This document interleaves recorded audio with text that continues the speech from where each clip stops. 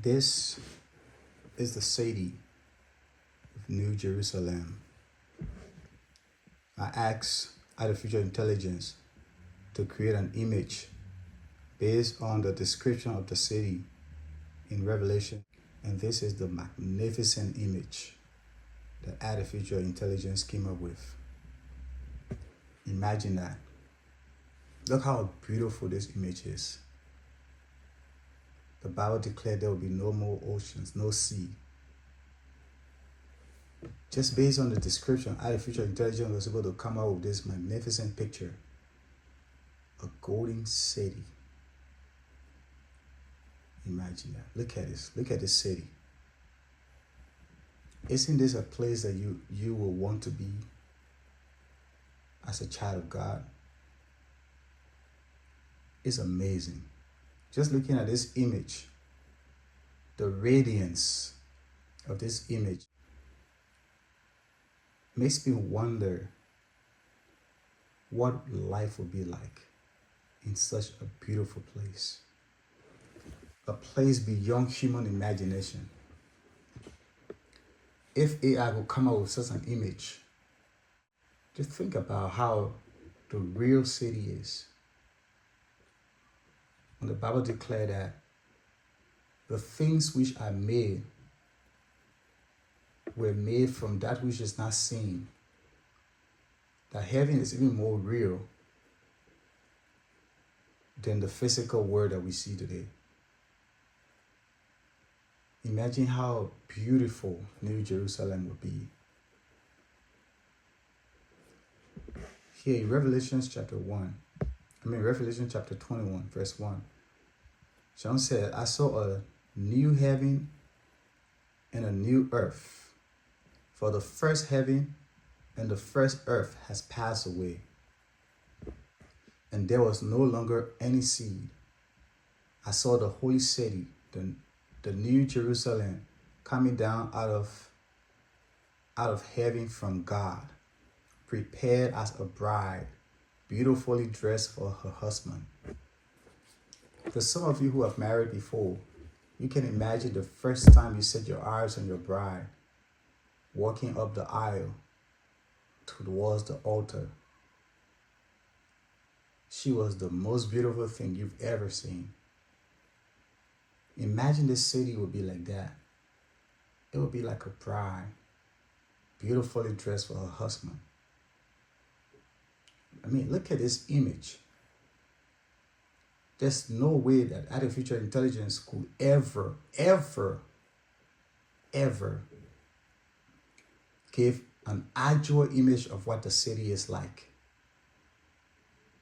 But it's just developed this image based on the description that is in this chapter, Revelation chapter 21. The Bible said, eyes have not seen, neither have ears heard. So there's no way that we can actually picture the entire city of New Jerusalem, except that we see the description that God has given us in Revelation 21. My brothers and sisters, this is a place you will want to be. This is a place you will want to be. And in verse 3, the Bible said, Revelation chapter 21, verse 3, and I heard a loud voice from the throne saying, look, God's dwelling place is now among the people, and he will dwell with them. They will be his people, and God himself will be with them and be their God. Imagine that. God is going to dwell in this city, this beautiful city. God is going to be there. He's going to be with us there. He said they will be his people, and God himself will be with them and be their God. Verse 4, he will wipe every tears from their eyes. There will be no more death, nor mourning, nor crying, nor pain, for the old order of things has passed away. Imagine, that's the order that we all live on today. Death, mourning, crying, pain, The Bible is describing these as the old orders of the word that we live in today. And that's it. There's so much pain, so much crying. These old orders will be gone. There will be no more pain, no more crying, no more death. In verse 5, he said, he who was seated on the throne said, I am making everything new. Then he said, write this down, for these words are trustworthy and truth. He said to me, it's done. I am the Alpha and Omega, the beginning and the end. To the thirsty I will give water without cost from the spring of the water of life. Those who are victorious will inherit all this, and I will be their God, and they will be my children. Those who are victorious, some translations say those who overcome. Christian brothers and sisters, it's true. We are in a battle in this word. We are in a serious war in this word. But look at the prize that awaits us.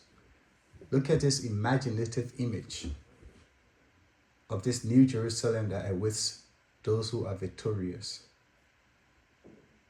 If only we can keep our eyes on the prize, we will live one day at a time. Every day, living it for God. But then verse 8 says, but the cowardly, the unbelieving, the vile, the murderers, the sexually immoral, those who practice magic arts, the idolaters, and all liars, they will be consigned to the fiery lake of burning sulfur. This is the second death. Imagine that. I am with the conviction that mortality will not inherit this immortal world. So our flesh, our body will be gone. That's the first death. But you don't want to be a part of the second death, where your spirit and soul will be burning in sulfur in the lake of fire forever. This is the part of this chapter that I love. One of the seven angels who had the seven bowls full of the seven last plagues came and said to me, come, I will show you the bride, the wife of the Lamb, which is Jesus. And he carried me away in the spirit to a mountain higher and great, to a mountain great and high, and showed me the holy city, Jerusalem, coming down out of heaven from God. Its throne is shone with the glory of God. This city shone with the glory of God. Wow. And its brilliance was like that of a very precious jewelry, like a jasper, clear as crystal. It had a great high wall with 12 gates, and with 12 angels at the gates. Wow. Skip that because we don't have time. We go all the way down to verse 21. It says the 12 gates were 12 pearls, as you can see in the AI image. You see all those radiant lights, blue, red. Those are just imaginative, like creating creating an image of what these pearls look like on these gates, on the 12 gates. But this is how it's going to be. 12 pearls on each gate, beautifully decorated. I'm telling you. Each gate made of a single pearl. The great street of the city was of gold, as pure as transparent glass. Have you seen gold? so pure and transparent, even though it's a gold, but it's transparent and clear as glass. Oh my God. I want to be on that. I want to be in that city. I want to walk those streets. I want to walk on a gold, pure gold of glass street. Like the gold is so pure, you can literally see through the streets as you walk. I want to be there. I don't know about you, but I urge you to be there too. It says, I did not see a temple in the city, because the Lord God Almighty and the Lamb are its temple. The city does not need the sun or the moon to shine on it, for the glory of God gives it light, and the Lamb was its lamp. The nations will walk by its light, and the kings of the earth will bring their splendor into it. Now, this is one part that I like, all right? This Revelation chapter 21 did not say that angels were living in this city. It says angels were just guarding the city. They were standing at the gate of the city. But look here. It says the nations will walk by its light. This beautiful Jerusalem. So if you think that you are the only creature that God has created, you are wrong. Just from these voices, from these Bible verses, I can tell that God has hosts of nations, holy angelic nations that is beyond human comprehension, that humans doesn't even know about. There are many creations that God have that we do not know about. But this New Jerusalem was made for humans from the earth after judgment. This is going to be our nation. This is going to be our earth. This is going to be our place to stay.